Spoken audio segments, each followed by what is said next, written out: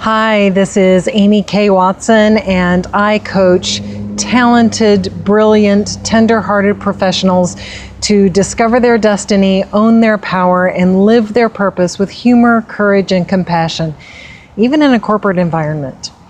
And I wanted to talk about what coaching is, what that means, because I find that being trained as a coach, I actually wind up with an assumption that, well, of course, everybody knows what coaching is. And so when I offer to do a coaching session for somebody, I think that they know what I'm offering. And that just isn't always the case. So I wanted to take just a few minutes to talk about my understanding of what coaching is and why I think that you could benefit from it. First of all, sometimes when people hear of coaching, they think it means mentoring or advising. And wonderful as mentoring and advising are, it's just not the same thing as coaching. With coaching, the coach asks questions and explores with the coachee. Whereas with mentoring and advising, the mentor or advisor does most of the talking, might tell the coachee what they should do, or their mentee rather. It's also different from, say, your high school athletics experience of a coach. That's somebody who not only tells you what to do and why to do it, but gives you a pep talk, motivates you to do it. And I think that's a big part of the impression that people have of what coaching is. And while I think that there's a place for believing in my clients and letting them know that I believe in them, my role I don't see as being one to motivate you by the sheer force of my enthusiasm. That's a wonderful thing when that happens, but that's just not really necessarily my job.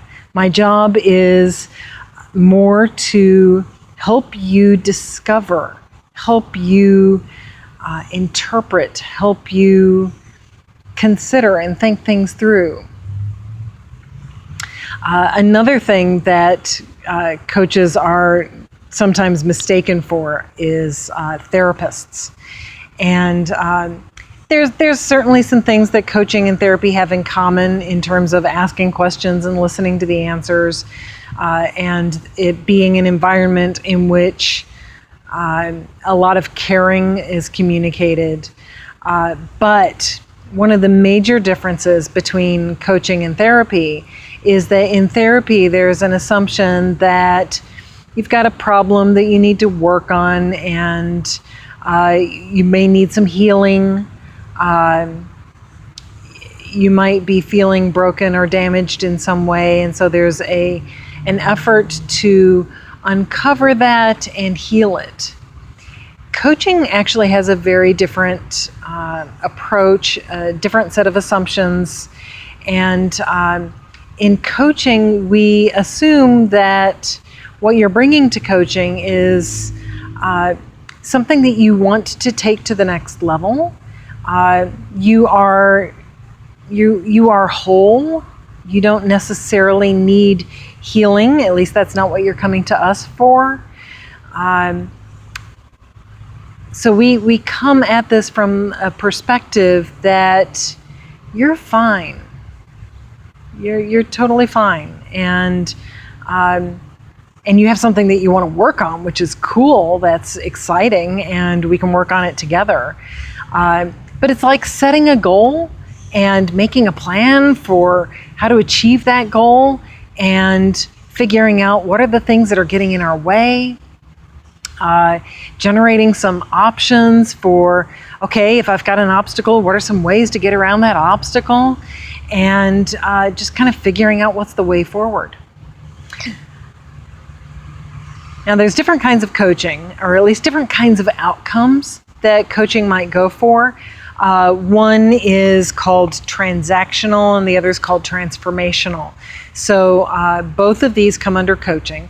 Transactional coaching might be around a topic like, I really want to get organized, or I have decided to go for this particular type of job, and so I want some coaching to help me figure out what are the things that I need to do in order to prepare myself to be qualified for that job.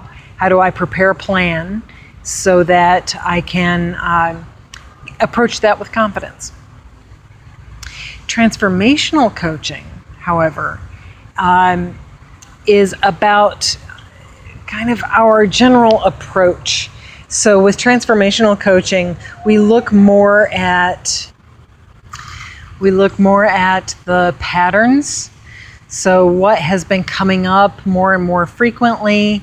What are some ways that we can kind of get underneath those patterns in order to find out what's really going on, what your thought habits are, and find some new ways of thinking about things, new approaches, so that the pattern shifts.